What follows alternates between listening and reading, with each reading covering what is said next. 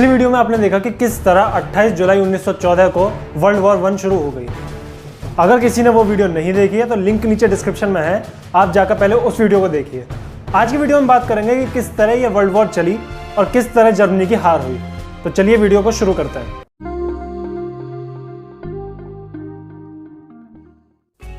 कुछ भी शुरू करने से पहले एक इंपॉर्टेंट चीज, आजकल आप देख रहे हैं कि कोविड-19 की वजह से स्कूल्स और कॉलेजेस की क्या हालत हो गई है।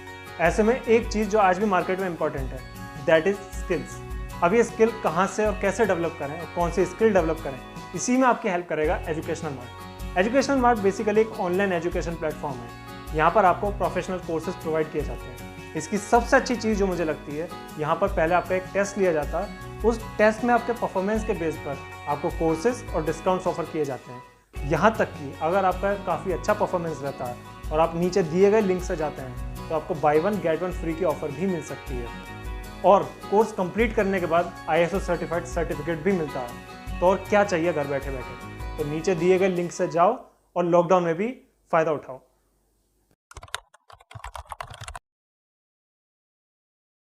ताकि मैंने पिछली वीडियो में बताया कि इन सारे देशों के बीच में ट्रीटीज साइन हो रखी थी और इनमें से ज्यादातर ट्रीटीज सीक्रेट ट्रीटी थी। मतलब उन देशों के अलावा और किसी को पता ही नहीं था कि इन देशों के बीच में ट्रीटी साइन हो रखी हैं। अब ऑस्ट्रिया हंगरी के प्रिंस आर्कड्यूक का सर्बिया के एक टेररिस्ट ने मर्डर कर दिया, जिसके बाद ऑस्ट्रिया हंगरी काफी गुस्से में था और ऑस्ट्रिया हंगरी चाहता था कि सर्बिया अपनी गलती माने और सबके सामने सरेंडर कर दे। लेकिन सर्बिया इस सब को रेडी नहीं था, तो ऑस्ट्रिया हंगरी में गुस्सा बढ़ता गया। अब 28 जुलाई 1914 को यह ट्रीटीज एक्शन में आने लगी और ऑस्ट्रिया हंगरी के पीछे जर्मनी है, यह सोचकर ऑस्ट्रिया हंगरी ने सर्बिया पर अटैक कर दिया। लेकिन सर्बिया की ट्रीटी साइन हो रखी थी रशिया से, तो रशिया ऑस्ट्रिया हंगरी पर अटैक करने के लिए आ गया। अब जब रशिया को अटैक करते देखा ऑस्ट्रिया हंगरी पर, तो फिर ऑस्ट्रिया हंगरी की ट्रीटी साइन हो रखी थी जर्मनी से और जर्मनी ने अटैक कर दिया रशिया पर। इधर फिर जब जर्मनी को देखा कि वो रशिया पर अटैक कर रहा, तो रशिया की ट्रीटी किससे साइन हो रखी है? रशिया की ट्रीटी साइन हो रखी है फ्रांस से, और यहाँ फ्रांस ने अब जर्मनी पर अटैक कर दिया। इससे जर्मनी को अपने अटैक को 2 हिस्सों में बांटना पड़ गया।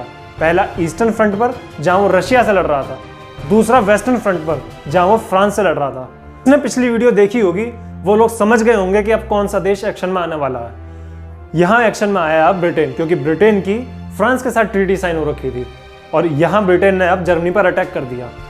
अब चारों तरफ से जर्मनी पर अटैक हो गया, लेकिन ये लड़ाई सिर्फ यहीं तक सीमित नहीं थी कि यूरोप में ही सीमित रह जाए, ब्रिटेन में सीमित रह जाए, फ्रांस में। ऐसा नहीं था।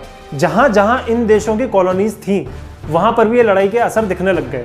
अब जैसे ब्रिटेन की एक कॉलोनी भारत भी थी, तो भारत से भी आर्मी लड़ने के लिए गई थी और भारत में भी लड़ाई का माहौल था।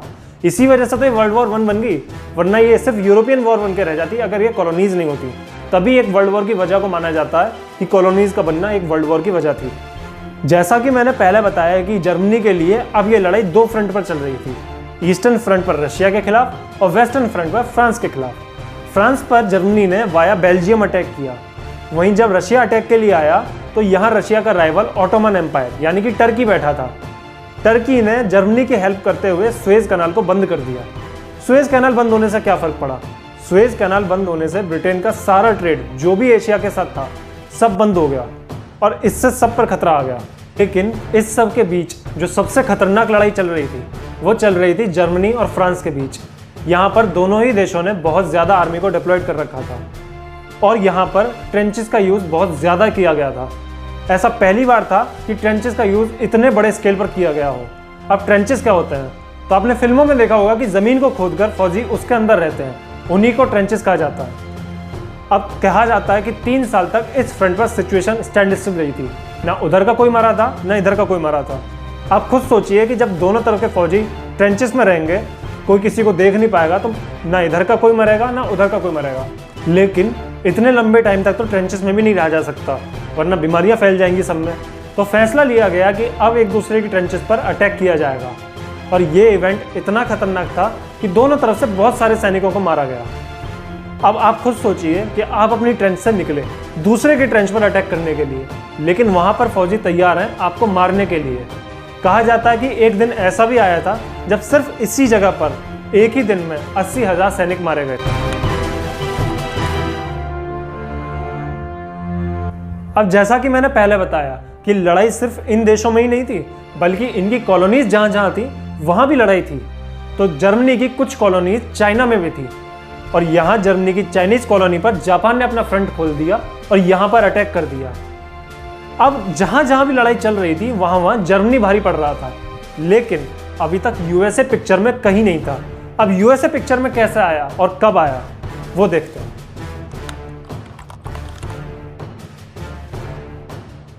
नेशनलिज्म की भावना पीक पर होने की वजह से जर्मनी हर जगह भारी पड़ता दिख रहा था। वहीं यूएस दोनों तरफ आर्म्स सप्लाई कर रहा था, लेकिन यूएस ने सबसे ज़्यादा आर्म्स सप्लाई कर रहे थे ब्रिटेन को, लेकिन ब्रिटेन तो हार की तरफ जा रहा था। अब सवाल था कि अगर ब्रिटेन हार गया तो फिर यूएस का ये जो कर्ज है इसको कौन चुकाएगा।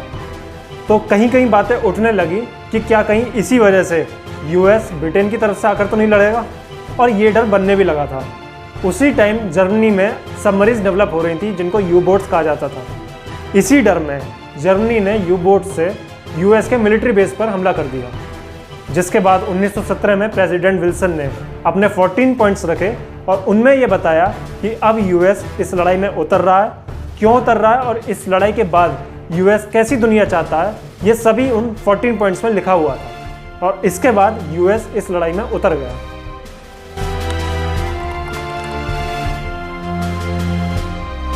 अगर रशियन रेवोल्यूशन पढ़े तो रशियन रेवोल्यूशन में ये बताया जाता है कि 1917 में ही जब लेनिन पावर में आए तो उन्होंने रशिया का नाम वर्ल्ड वॉर से वापस ले लिया और वॉर कंटिन्यू करने से मना कर दिया। अब रशिया के वापस जाने से क्या होगा? रशिया के वापस जाने से जर्मनी का पूरा ईस्टर्न फ्रंट खाली हो जाएगा और लड़ाई सिर्फ रह जाएगी वेस्टर्न फ्रंट पर। अब आप खुद सोचिए, जो जर्मनी दोनों तरफ लड़ते हुए भारी पड़ रहा था, वो जर्मनी सिर्फ एक तरफ लड़ते हुए क्या हाल करेगा।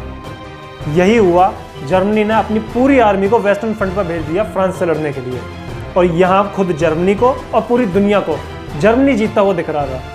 लेकिन तभी 1917 में ही मैंने पिछली बार बताया था कि यूएस भी अब अटैक में उतरने वाला था, और ऐसा ही हुआ।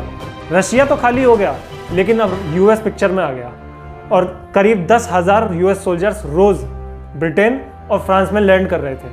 अब जब ये यूएस का जो फ्रेश अटैक हुआ, इस वजह से जर्मनी की हार होनी शुरू हो गई और इतना नुकसान झेलने के बाद 11 नवंबर 1918 को जर्मनी ने सरेंडर कर दिया और इस तरीके से जर्मनी की हार हो गई।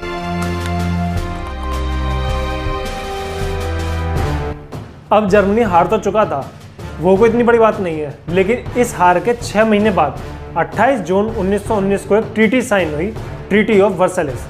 पूरे 6 महीने लगे थे नेगोशिएशन में, और नेगोशिएशन के नाम पर क्या हुआ कि इसी ट्रीटी की वजह से वर्ल्ड वॉर 2 हुई थी। मतलब 6 महीने के बाद भी कोई ठीक तरीके से नेगोशिएशन नहीं किया गया। क्या था इस ट्रीटी में ऐसा? इस ट्रीटी के अकॉर्डिंग जो भी वर्ल्ड वॉर 1 में हुआ वो सारा का सारा ब्लेम जर्मनी पर लगा दिया गया और उसकी भरपाई के लिए जर्मनी को ही पे करने को बोला गया। वो अमाउंट इतना ज़्यादा था कि उसकी लास्ट इंस्टॉलमेंट जर्मनी ने 2010 में पे करी है। वहीं जर्मनी को लिमिटेड आर्मी रखने को बोला गया। कुछ जर्मनी की जो गिनी चुनी कॉलोनीज थी उनको भी जर्मनी से छीन लिया गया और ब्रिटेन और फ्रांस में बांट दिया गया। वहीं ऑस्ट्रिया हंगरी को बांटकर ऑस्ट्रिया अलग और हंगरी अलग कर दिया गया। मतलब सारे डिसीजन जर्मनी के अगेंस्ट थे, सारा का सारा ब्लेम जर्मनी पर था। वहीं जर्मनी का कहना था कि वो भी तो वही कर रहा था जो यूके और फ्रांस कर रहे थे, मतलब अपनी कॉलोनीज को बढ़ाना। लेकिन फिर भी सारा का सारा ब्लेम जर्मनी पर ही रहा और इसी वजह से वर्ल्ड वॉर 2 हुई, जब एक बार फिर जर्मनी में नेशनलिज्म की भावना पीक पर पहुंच गई। क्या हुआ था वर्ल्ड वॉर 2 में, वो जानेंगे अगली वीडियो में। तब तक के लिए इस वीडियो को लाइक करें, चैनल को सब्सक्राइब करें और इस वीडियो को ज़्यादा से ज़्यादा शेयर करें। धन्यवाद।